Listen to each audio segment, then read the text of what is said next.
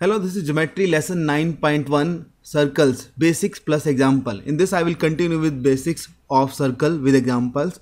The first concept I am going to discuss in this lesson is that equal chords of a circle subtend equal angle at a center. It means that if the chord length are equal, if I say that AB is equals to CD, the chord length are equal, these two chords will make the same angle at the center. If you make this, join these two and join this two, they will make the same angle at the center. How? If this is radius, this is the radius of circle, this is also the radius of circle, this is also the radius of circle. Now you can say that triangle OAB is congruent to triangle OCD by SSS property. I can easily see that all the three sides of triangle OAB equals all the three sides of triangle OCD. Now the two triangles are congruent, their corresponding angles are also equal. So if this angle is alpha, this angle will also be alpha. If this angle is beta, this angle will be beta. This angle will also be same because these two are isosceles triangle and angle opposite to equal sides are also always equal. So you can see that these two angles are equal.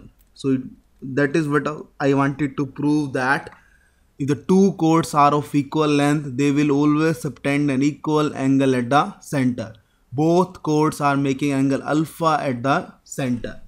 Its converse is also true. Its converse is also true. Converse means that if two chords make a same angle at the center, if the two chords are making same angle at the center, let's say this angle is 60, this angle is 60. If the two chords are making same angle at a center, same angle, if angle AOB, this point is AOB is equals to angle COD. If the two chords are making same angle at a center, then I can say that the length of the chord will always be equal. Then AB will be equals to CD. How so? If this is the radius, this is the radius, this is radius, this is radius. Now these two triangles are isosceles triangle, and we know that in an isosceles triangle, angle opposite to equal sides are equal. Now we know that in a triangle, the sum of all angle is 180. So this plus this angle plus this angle will be 120. Now these two angles are equal, so this will be 60, this will be 60. Same way this will be 60, this will also be 60. Now you can see that the triangles are, both triangles are equilateral triangle. So can I say that these two triangles are congruent? Yes, I can say that these two triangles are congruent by SAS property. Can I say triangle OAB is congruent to triangle OCD by SAS? You can see that R the side and the angle between them is 60. R side is R, angle is 60 and side is R. So R 60R is there in both the triangles. So these two triangles are congruent by SAS. So that is the first concept I explained you. Next concept is the perpendicular from the center of a circle to a chord bisect the chord. You don't need to cram this theorem, you have to understand this theorem. The perpendicular from center to chord, this is perpendicular OR. OR is perpendicular from center to chord.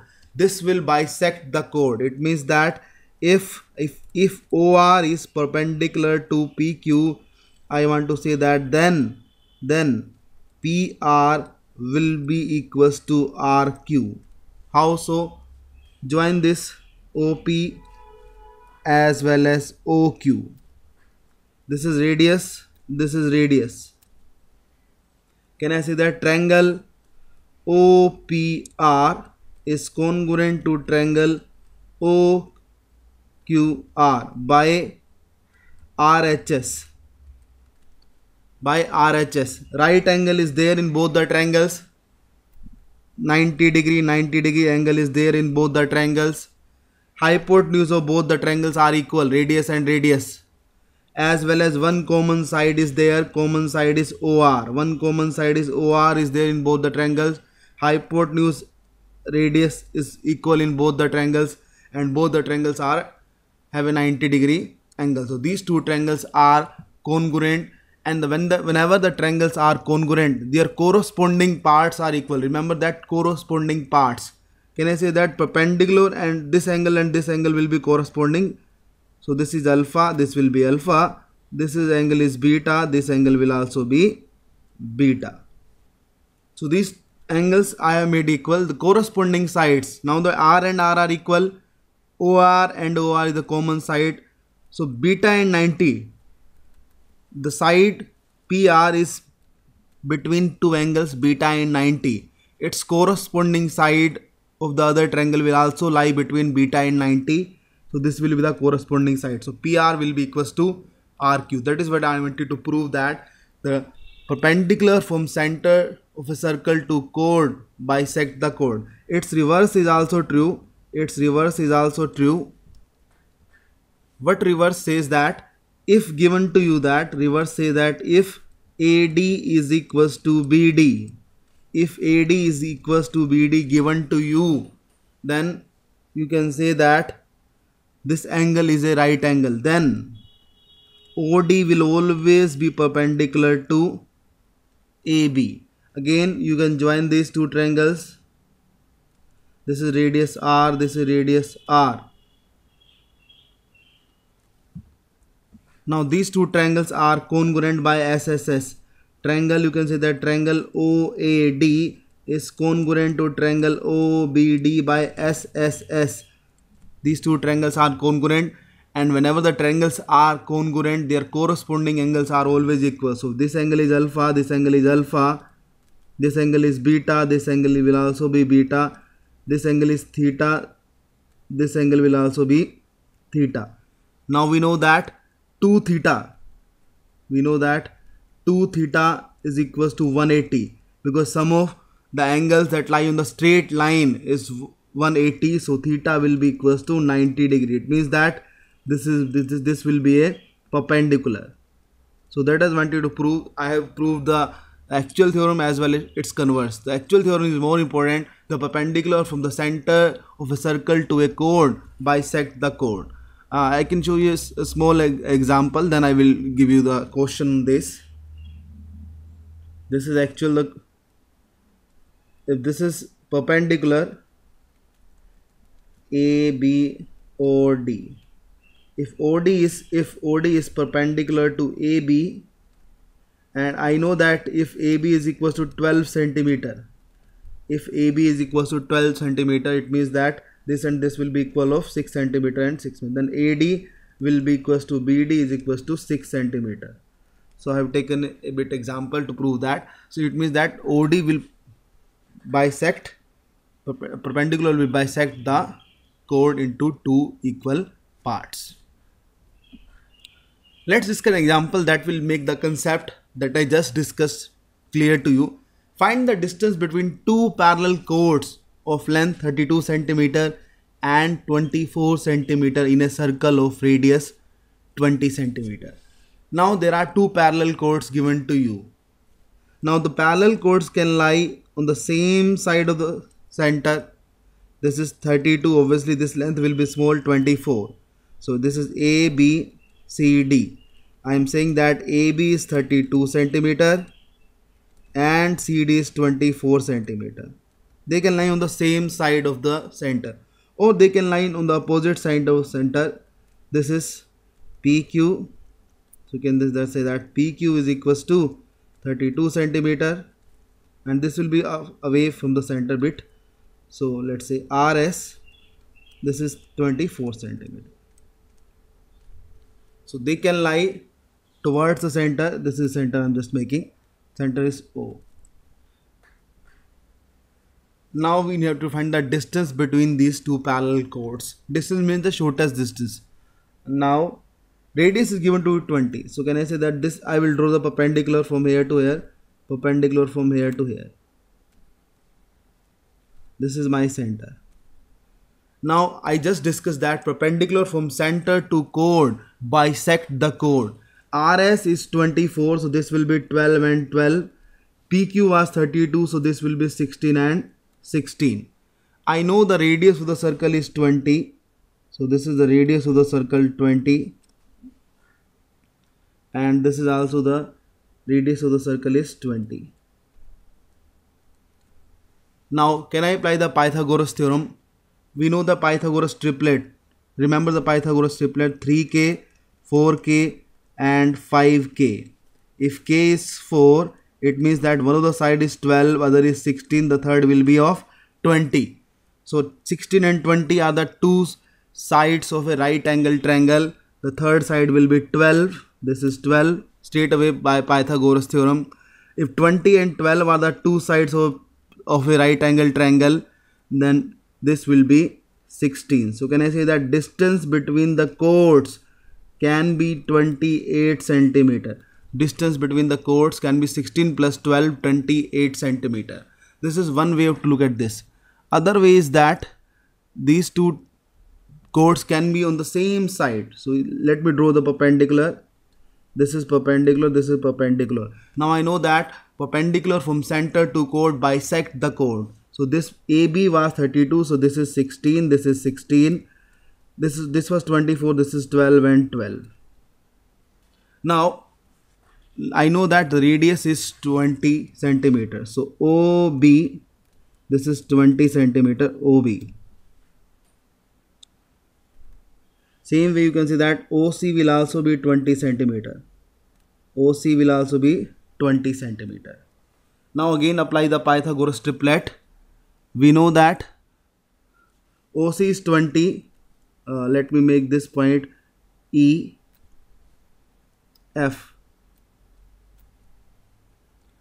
Now what will be OF?